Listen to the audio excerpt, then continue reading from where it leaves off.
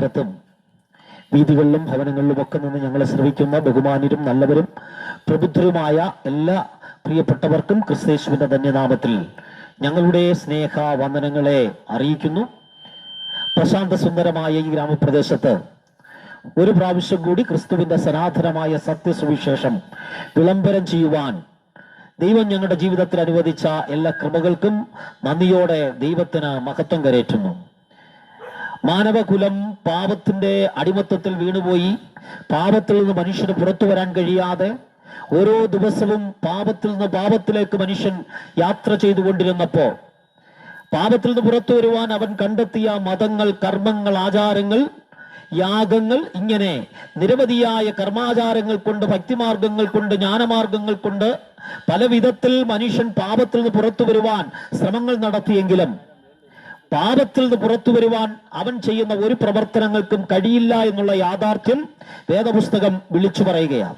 വേദപുസ്തകത്തിലെ പഴയ നിയമം ദൈവം കൊടുത്ത കൽപ്പനയെക്കുറിച്ച് പറയുന്നു. പാപത്തിന്റെ ശമ്പളം മരണമാണ്, പാപത്തിന്റെ ശിക്ഷ മരണമാണ്.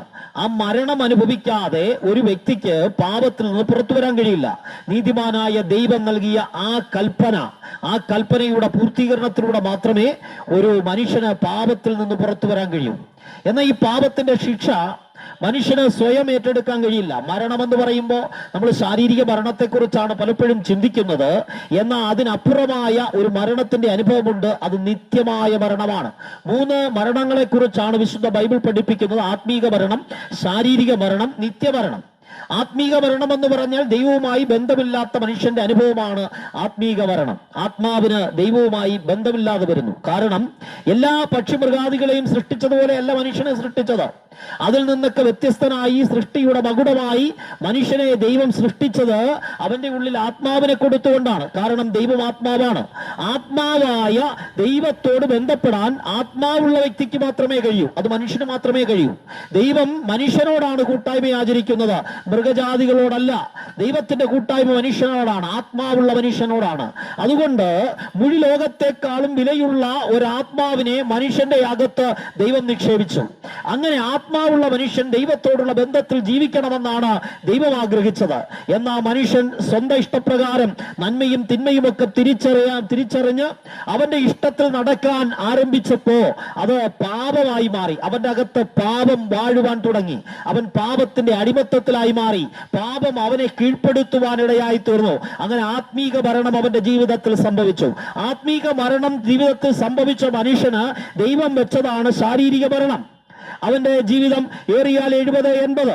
മനുഷ്യൻ എത്ര രോഗസൗഖ്യം പ്രാപിച്ചാലും, എത്രയൊക്കെ ഇവിടെ സ്വരുക്കൂട്ടി, എത്ര മണിമാളികൾ പണിതാലും, എത്രയൊക്കെ എസ്റ്റേറ്റുകൾ വാങ്ങിച്ചു കൂട്ടിയാലും, ജീവിതത്തിൽ എത്ര സുഖസൗകര്യങ്ങൾ ഉണ്ടാക്കിയാലും, എത്ര പദവികൾ നേടിയാലും, എത്ര വലിയ ശ്രേഷ്ഠമായ അനുഭവങ്ങൾ അവന്റെ ജീവിതത്തിൽ അവൻ നേടിയെന്ന് പറഞ്ഞാലും ഒരു ദിവസം അവൻ മരിക്കും.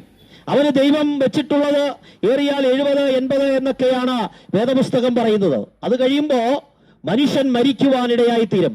അങ്ങനെ മരണം അവനെ കീഴ്പ്പെടുത്തുവാനിടയായിത്തീരും. അങ്ങനെ ശാരീരിക മരണം അവന്റെ ജീവിതത്തിൽ സംഭവിക്കും.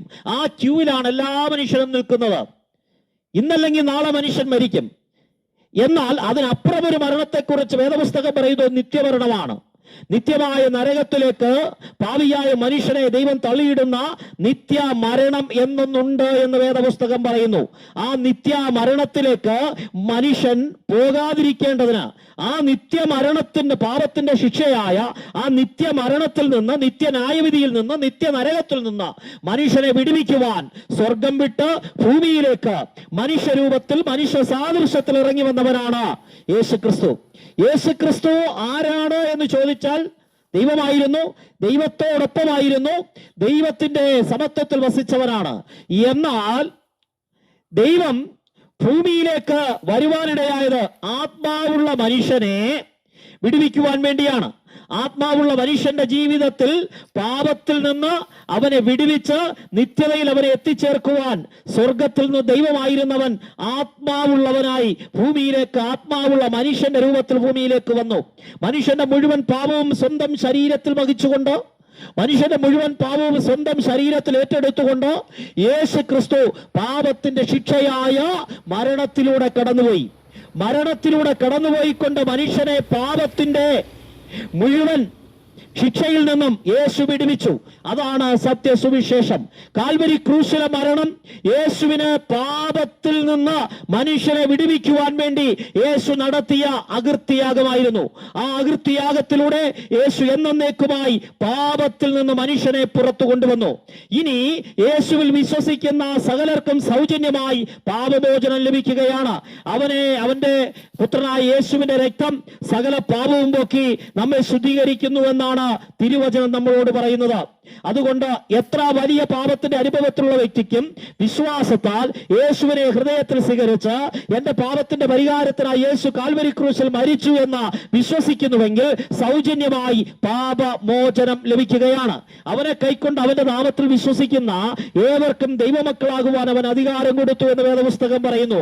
അങ്ങനെയാണെങ്കിൽ ഇന്നു പകൽ ഇരിക്കുന്ന ഇരിപ്പിലിരുന്നു കൊണ്ട് യേശു ക്രിസ്തുവിൽ വിശ്വസിച്ച് യേശു ക്രിസ്തുവിന്റെ ദൈവപുത്രത്തിൽ വിശ്വസിച്ച് എനിക്ക് പകരക്കാരനായി ക്രൂശിൽ മരിച്ച യേശുവിൽ വിശ്വസിക്കുന്ന ഏവർക്കും ദൈവ ഭവനത്തിലെ അംഗങ്ങളായി മാറുവാൻ കഴിയും. ഇതാണ് സത്യസുവിശേഷം.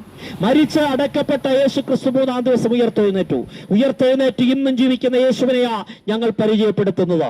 അതുകൊണ്ട് യേശുവിൽ വിശ്വസിക്കുന്നവർക്ക് പാപത്തിൽ നിന്നുള്ള പരിഹാരം മാത്രമല്ല, പാപത്തെ പരാജയപ്പെടുത്തി ഉയർത്തെഴുന്നേറ്റ ക്രിസ്തുവിനോടൊപ്പം ജീവിക്കാൻ കഴിയും. അങ്ങനെ ഒരു അനുഭവത്തിലേക്ക്, വിശുദ്ധിയുടെ അനുഭവത്തിലേക്ക്, വിശുദ്ധ ജീവിതത്തിന്റെ അനുഭവത്തിലേക്ക് താങ്കൾക്കും എത്തിച്ചേരാൻ കഴിയും. അങ്ങനെ വിശുദ്ധിയിൽ നിൽക്കുന്ന മനുഷ്യനെ ചേർക്കുവാൻ വേഗത്തിൽ വാനമേഘങ്ങളിൽ യേശു ക്രിസ്തു പ്രത്യക്ഷപ്പെടുമെന്ന് വേദപുസ്തകം പഠിപ്പിക്കുന്നു.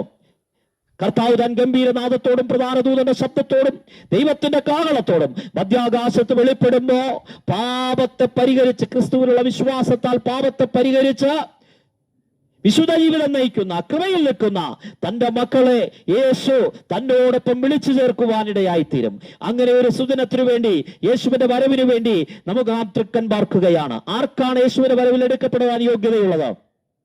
ക്രിസ്തുവിൽ വിശ്വസിച്ച് പാപമോചനം പ്രാപിച്ച് വിശുദ്ധ ജീവിതം നയിച്ച് ക്രിസ്തുവിനെ നോക്കി പാർക്കുന്നവർക്കാണ് ക്രിസ്തുവിന്റെ വരവിൽ എടുക്കപ്പെടുവാൻ യോഗ്യതയുള്ളത്.